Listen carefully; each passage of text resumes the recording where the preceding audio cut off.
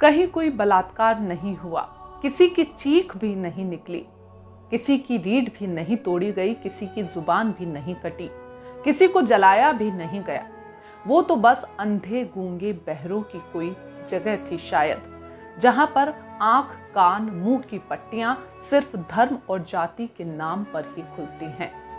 अमानुषों की धरती ऐसी ही तो हुआ करती है, नहीं? हाथरस सामूहिक बलात्कार में जो अमानवीयता आरोपियों के साथ साथ सिस्टम ने दिखाई है, पूरी दुनिया में इसकी चर्चा है, क्योंकि एक समाज, एक देश के रूप में बलात्कारी मानसिकता का सामान्यीकरण करते करते हम बेटियों के प्रति संवेदनहीन हो चुके हैं। क्यों? जानने के लिए देखते रहिए ये शो।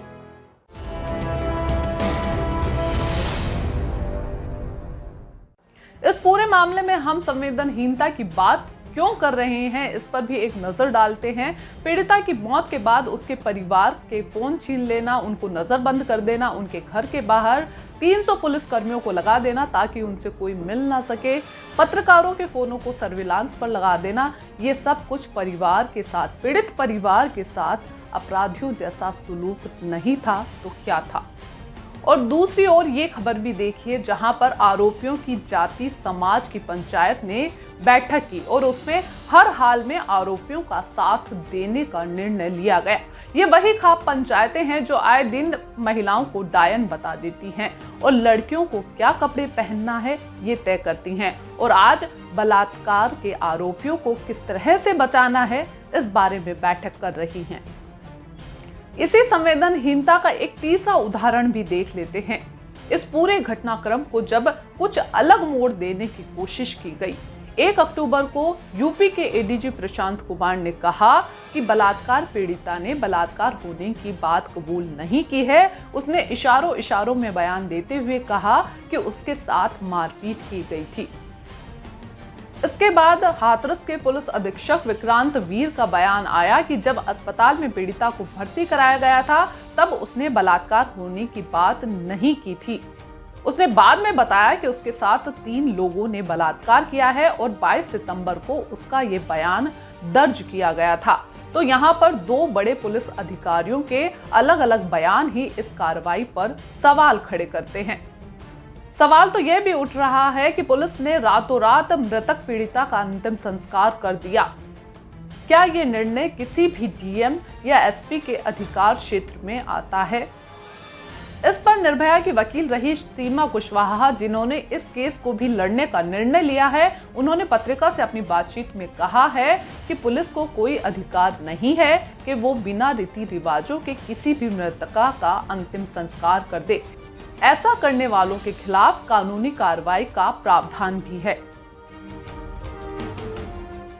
दूसरी ओर इस घटना के बाद पूरा देश स्तब्ध है, जगह जगह पर विरोध प्रदर्शन हो रहे हैं। वहीं यूपी पुलिस विरोध कर रही महिलाओं के साथ बदसलूकी करते हुए नजर आई। लखनऊ में पूजा शुक्ला, हाथरस में तृणमूल सांसद प्रतिमा मंडल, नोएडा में कांग्रेस नेता अमृता धवन, इन सभी ने पुलिस पर धक्का मुक्की करने और कपड़े खींचने का आरोप लगाया है। वहीं शनिवार को प्रियंका गांधी की भी कुछ ऐसी ही तस्वीर सामने आई। महिलाओं के सम्मान को बनाए रखना ही अब तक हमने नहीं सीखा है, तो बलात्कार के मामलों में संवेदनशीलता की क्या उम्मीद की जाए? और इसी संवेदनहीनता ने हमें अंतर्राष्ट्रीय स्तर पर महिलाओं के प्रति बुरे समाज के तौर पर प्रस्तुत किया है। अमेरिका के बड़े अखबार द वॉशिंगटन पोस्ट ने हाथरस की घटना को प्रमुखता से छापा है। उसने लिखा है कि rape and killing of Dalit woman shocks India, draw outreach. इसकी खबर में लिखा गया है कि हाथरस की घटना भारत में महिलाओं के प्रति होने वाली यौन हिंसा का सबसे ताजा उदाहरण है।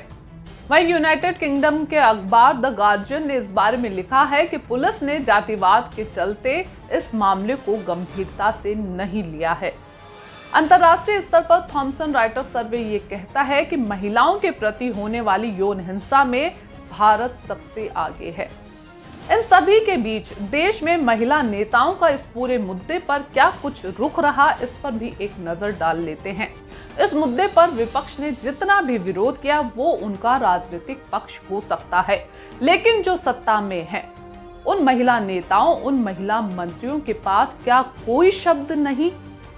जो महिलाओं के प्रति होने वाले अपराधों में प्रतिरोध की आवाज बन सके। देश में एक अरसे से संसद में महिलाओं को कम से कम 33% आरक्षण देने की मांग की जा रही है। वो इसलिए कि महिलाएं नीति नियामक के तौर पर इस देश में काम करें। वे महिलाओं के लिए ऐसी नीतियां बनाएं कि वे एक सुरक्षित समाज में सांस ले सकें। वहीं राष्ट्रीय महिला आयोग की अध्यक्ष रेखा शर्मा सिर्फ ट्वीट कर इस घटना पर अफसोस जताती हुई नजर आ रही हैं। हाथरस में धारा 144 लगने के बावजूद वे पीड़ित परिवार से मिलने जा सकती थी और पुलिस पर जल्द से जल्द कार्रवाई का दबाव भी बना सकती थी। दरअसल राष्ट्रीय महिला आयोग के कार्रवाई की गाड़ी कुछ रास्ता भटक गई और हाथरस की बजाय पहुंच गई जयपुर। शनिवार को राष्ट्रीय महिला आयोग के 2 सदस्य श्यामला कुंदर और राजुल देसाई राजस्थान पहुंची, यहां अशोक गहलोत सरकार का विरोध जताने, क्योंकि एनसीआरबी के 2019 के डेटा ये कहते हैं कि राजस्थान बलात्कार के मामलों में सबसे आगे है। लेकिन हाथरस के सवाल पर वो बौखला गई। खैर, इस हादसे के साथ ही एनसीआरबी 2019 में बलात्कार के मामलों की स्थिति को लेकर चर्चा छिड़ चुकी है। यह है एनसीआरबी का डेटा चार्ट, जिसपे हर राज्य का हाल हम देख सकते हैं। ये 2019 के आंकड़े हैं जो ये बताते हैं कि देश में हर 17 मिनट में एक बलात्कार होता है। वहीं हर दिन 88 मामले बलात्कार के दर्ज होते हैं, जिनमें से 14 माइनर के साथ रेप के होते हैं और इन सभी आंकड़ों में राजस्थान अव्वल है। राजस्थान में इसी साल जनवरी से लेकर अगस्त तक के आंकड़ों की हम बात करें तो अब तक 3500 मामले बलात्कार के दर्ज हो चुके हैं। राजस्थान और केरल 2 ऐसे राज्य हैं जहां पर बलात्कार के कुल दर्ज मामलों में से आधे बच्चों के साथ बलात्कार के होते हैं। एनसीआरबी के ही आंकड़ों के मुताबिक उत्तर प्रदेश बलात्कार के मामलों में दूसरे नंबर पर है, जहां पर हर दिन 17 महिलाएं बलात्कारियों का शिकार होती हैं। वहीं मध्य प्रदेश तीसरे नंबर पर दर्ज है। बलात्कार पर हर साल जारी होने वाले इन आंकड़ों को लेकर सोशल मीडिया पर अमेरिकी फिल्म निर्माता और लेखक जैक्सन कर्टिस का एक बयान इन दिनों वायरल हो रहा है। इस वायरल बयान के मुताबिक उनका कहना है कि हम कहते हैं कि पिछले साल कितनी महिलाओं के साथ बलात्कार हुआ, हम ये नहीं कहते कि पिछले साल कितने मर्दों ने महिलाओं के साथ बलात्कार किया, क्योंकि ऐसा कहेंगे तो पितृसत्ता बुरा मान जाएगी। तो हाथरस मामले के आसपास इन्हीं दिनों उत्तर प्रदेश में हुए बलात्कार के मामलों पर भी नजर डाल लेते हैं। ये वो मामले हैं जो संज्ञान में आए हैं। बाकी एनसीआरबी 2006 के मुताबिक 71% बलात्कार के मामले दर्ज हुए बिना ही रह जाते हैं। 14 सितंबर को हाथरस की घटना हुई और 28 सितंबर को पीड़िता की मौत हो गई। 29 सितंबर को बलरामपुर में एक महिला से सामूहिक बलात्कार किया गया और अस्पताल ले जाते समय उसकी मौत हो गई। बताया जाता है कि इस पीड़िता के भी पांव और पीठ तोड़ दी गई थी। 30 सितंबर को फतेहपुर में एक 7 साल की बच्ची के साथ एक आरोपी ने बलात्कार किया। आरोपी पुलिस की हिरासत में है और बच्ची का इलाज चल रहा है। 1 अक्टूबर को भदोही में एक 14 साल की बच्ची के साथ कथित बलात्कार के बाद सिर कुचलकर उसकी हत्या कर दी गई। 2012 का निर्भया केस, जिसके बारे में बात कर आज भी रोंगटे खड़े हो जाते हैं, उसमें इसी साल 20 मार्च को 4 दोषियों को फांसी की सजा दी गई। ठीक इससे पहले 27 नवंबर 2019 को हैदराबाद में एक महिला डॉक्टर के साथ बलात्कार के बाद उसे जिंदा जला दिया गया। उन 4 आरोपियों को पकड़ लिया गया और 6 दिसंबर को उनका एनकाउंटर कर दिया गया। इस एनकाउंटर के बाद देश भर में खुशियां मनाई गई कि इस तरह से बलात्कार रोके जा सकेंगे। लेकिन क्या कुछ बदला?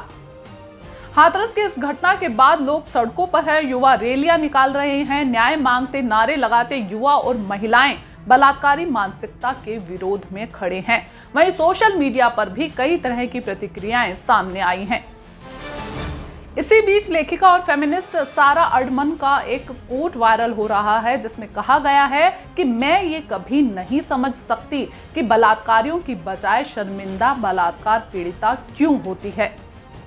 ये शो आपको कैसा लगा और यहाँ पर किस तरह के मुद्दों को उठाया जाना चाहिए, कमेंट बॉक्स में जरूर लिखें। शो को देखने के लिए शुक्रिया।